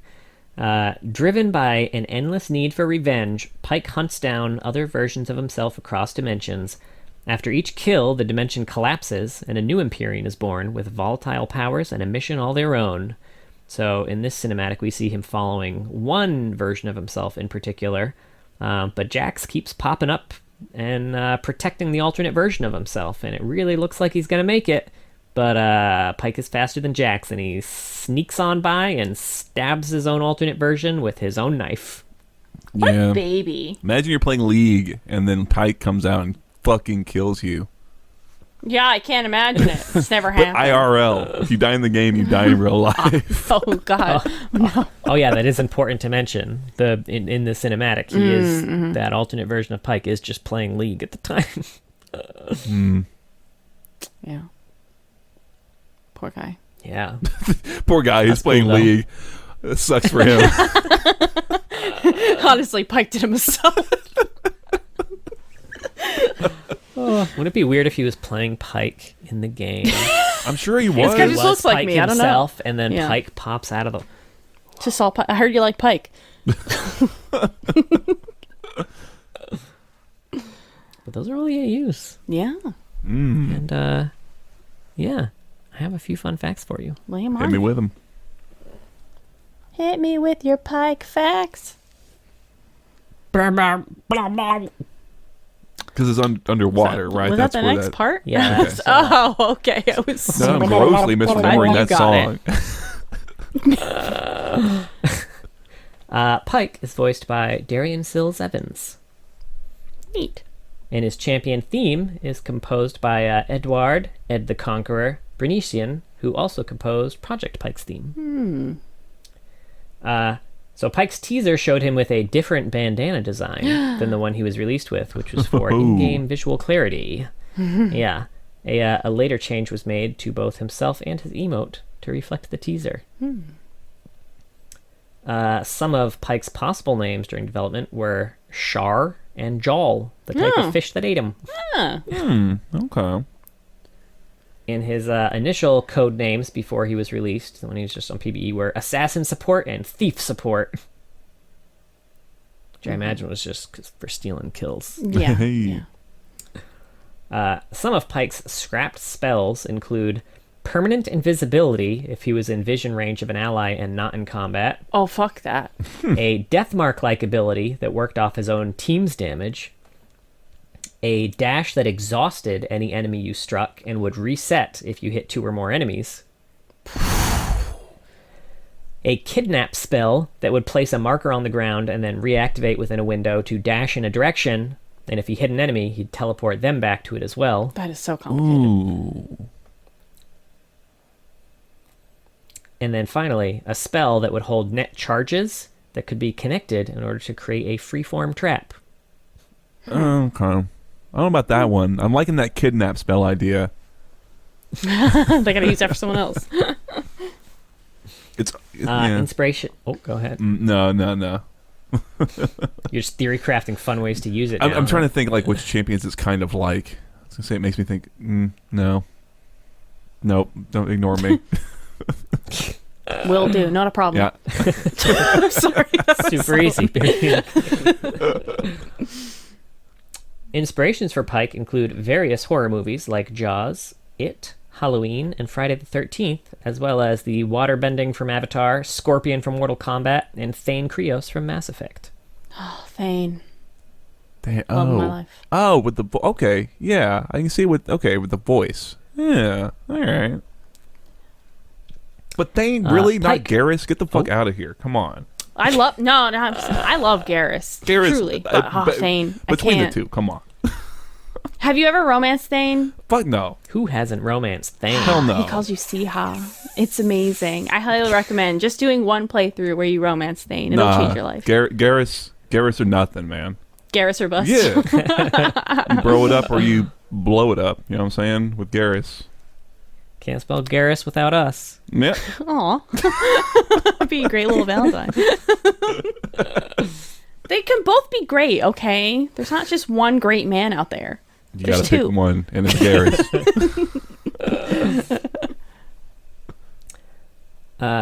Pyke originally had a fishing net cape, and it would cause Phantom Undertow to leave behind the hooks of the net to snag enemies with. Okay. He also originally had 2 weapons, a sickle and a harpoon, but the sickle was removed in order to simplify the champion and avoid confusing players into thinking he had a hook spell, which, ironically, they later added a hook spell to the kit after making that visual decision. Thanks, Riot. Thank you. I don't think he needs 2 weapons, though. I think that was a good call, regardless. Pyke is one of 24 champions without a single ability power ratio on any ability. His name is a play not just on a pole weapon, but also on the predatory fish. It's a double whammy. Yeah. A twofer. Yeah. Pyke will play his critical strike animation when applying Duskblade of Drakthar's bonus damage, or when you toggle keybind Control 5. If you do that, he'll also do his critical strike animation on his next attack. That's a fun little factoid. Weird. Yeah, he's got a few of those weird toggle things. His dance references the traditional Maori Haka warrior dance and is the same dance as Rengar's. They share it. Is it like exactly 1-to-1 the same, or are they just both doing a haka? It's pretty 1-to-1. Okay. Cool. Okay, damn. Mark didn't like that one. Move on. Could they not be different? They could both do haka. Just do different. Whatever. What the fuck do I know, right? Pyke is one of only 2 champions in the game whose health cannot be improved except through growth per level. The other one is Kled. Oh, so when he has that like little bit that's gonna heal. Okay. When he's got that little bit of health when that's gonna heal when he goes invisible. Is that No, like if you buy health on Pyke, it converts to AD. It doesn't give you extra health. Oh, I didn't. No wonder I wasn't very good with Pyke, huh? I didn't know. Like you build tank Pyke. No, I was just building whatever they recommended, but I clearly didn't read enough about Pyke that I didn't even know that about him. Although interestingly, building health to get AD is it's 93% gold efficient. doesn't give you quite as much as if you were to buy straight AD. Yeah. But Pretty that was close. before Heartsteel was in the item. That's true. You Yeah, know I what? was- I was- Honestly, You got to try that now. Yeah. yeah, I guess. Got to get Pyke and Tank A-Ram. Pyke. I mean, It'll you know, happen. tank. Before they quote, nerf it, you got to hurry up. Gift of the Drowned Ones grants 1 bonus movement speed to Pyke while in river, even though it doesn't say so. Neat. His splash art has numerous specific cameo trinkets from all of Victor Third Colossus Mori's previous splash arts. So you can see the original Galio chest design and Demacian crest. You can see original Gangplank's face and sword engraving, which was a splash he made before he was a rider, when it was just a fan-made splash. You can see Elderwood Hecarim's Heart Crystal, SKT1 Renekton's Visor Piece, Beast Hunter Sejuani's Bird Mount Tooth, Original Swain's Collar Button, Darkstar Thresh's Piece of his body, Dragon Trainer Tristana's Necklace, Original Urgot's Pressure Indicator, Original Warwick's Earring, and Original Yorick's Spade Decoration. This It's is a lot of stuff. all in the base splash. Yeah, just like a bunch of little trinkets hanging around his desk and office area. Damn. And actually, the last fun fact I had was actually the bit about the music. So we're done fun facts. Oh. Cool. Well, look at that. That's all the fun facts. Have fun. And that was Pyke. Any That's final Pyke. thoughts? I don't think so. There's a Jawfish card in Runeterra. It looks a lot like Pyke, but I mean, you know, I think that's because Pyke came first, so you know, they just worked backwards. I liked Pyke a lot in The Ruined King, but he didn't make my final team of 3, unfortunately. Oh, who was your final team of 3? Uh, Alawi, it was Alawi, Yasuo, Ari, Misfortune. Misfortune. Okay. I like Pyke a lot too. I like the debuff kind of play style, but he also was not in my final 3. Who was my final 3? Fuck, it's been a minute. Braum, Ari, Yasuo. Oh, okay. Nice. All right. Well, I think we're done. That was Pyke. Yep. That was Yay. Pyke. We did it. Thank Yay. you so much for listening. We have a Twitter. It's at Loreheads. Oh my god. We also have a Twitch, twitch.tv/Loreheads. John streams every Sunday. Sunday? Is it Saturday? Either Sunday? Saturday or Sunday. Saturday or whichever Sunday. day I have free. I try to do Yeah. Saturday, but usually my plans fall on that day, unfortunately, and then I have to push to Sunday. Yes. So, yes, he streams every weekend, every other weekend. He does oh my god, what is that? TFT. I couldn't remember the name of the game. I'm so sorry. And then he does indie games. I'm gonna try to maybe get back on in there. I might do some writing sprints if anybody wants to join the Twitch for that. Also, we should make an announcement about the advertisements. Is that gonna happen soon? Soon, yeah. Okay. Okay. You have more info about it, I think, off the top of your head, or no? Yeah, so to give everyone a heads up, we essentially we have too much traffic now for the tier of Simplecast subscription we have. tier of Simplecast for the like the podcasting service we were using, so we had to upgrade. So they reached out to us and we upgraded to a tier that they have like a, you can set where you want ads to kind of show up, and I wanted to give you all a heads up because we can set types of ads that we don't want to show up, but the ads that do show up are going to be different Depending on where you live. depending on where you live, yeah. like your location, whether you're in US, EU, West Coast, East Coast. And we won't be able to see the specific ads that run. So we can like blacklist certain large swaths, and I think we can blacklist certain companies too if they come up. But I wanted to give you guys a heads up. If you hear an ad that seems like it should not be playing in our podcast, like reach out to one of us and let us know so we can blacklist it. I'm hoping it doesn't happen. I wouldn't expect it to, but if it does, like just know that we are not picking those ads. Let us know and we'll take care of it. Yeah. Maybe I'll put something at the beginning of this episode too. If this is going to be the first one, although I don't know if we know that yet. But in general, like, your opinion on monetizing is also important to us. I don't want to make the experience of listening to the episodes like bad. We're obviously not going to overload with ads in the middle and stuff like that. We're not planning on doing anything like that. So, but I mean, if it's just a miserable time and not fun, we can pull back on that. Yeah. Yeah, it's kind of a weird thing where, like, you can't say how many ads will be there. You can just set a maximum. You can set a maximum and amount. And then, like, they say, like, oh, we've got, like, a 35% fill rate. So, like, sometimes there'll be, like, none, and, like, I don't know, maybe sometimes they'll 100% fill. I don't fucking know how it works. We'll find out. We're going to be learning the same time as you do, folks. Exactly. We don't know what we're doing.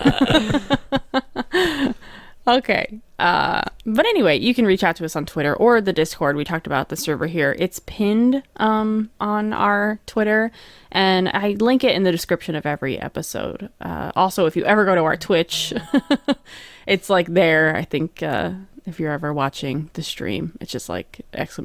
Discord, something like that. Yeah. There's a lot of ways to get to it. We have a YouTube as well. We post some fun parody songs there. There was just a recent one that Mark sang. It was phenomenal. Demon Spawn LeBlanc. Try to guess what parody song that is. You're not gonna get it, I promise. Out of left field for sure. You're welcome. You know what the funniest thing was? I remember after the LeBlanc episode, we wrote this early. Like you wrote it early. You write all the parody songs. But like we were trying to think of like what like nothing rhymes with LeBlanc, and I remember thinking I can think of one thing that rhymes with LeBlanc, and that's what led us to Honky Tonk Badonkadonk, and then you had to make that fit. And then it occurred to me we never used the words honky tonk or badonkadonk. No. So really it didn't really matter if we found a rhyming word because we didn't use it. It's still perfect. We have a Patreon as well. There's a lot of random bonus content. We're hoping to do more next year after the holidays. Thank you so much, though, to all of our patrons. And a very special thank you to our Medarda and All Chat tier-enabled patrons, Chloe Things, Kindred Enjoyer, King of Hearts, Shupa Moustache, and Techno Robert. If Pyke was on your case, I would tell him that you were not on his list. It's not a captain. Nope. Yeah. And then you step out of the way. And be sure to join us next week because we are out of the P's and into the Q's, which feels so late into the alphabet and terrifying. I know, right? But at least we're done with the P's, so you don't have to feel uncomfortable at the Foley. No, I knew you were going to make a P joke as soon as I said we're out of the P's. Waka, I'm like, waka, waka. John's going to talk about peeing. This has been the P episode, huh? What a one to end on, Really right? sorry.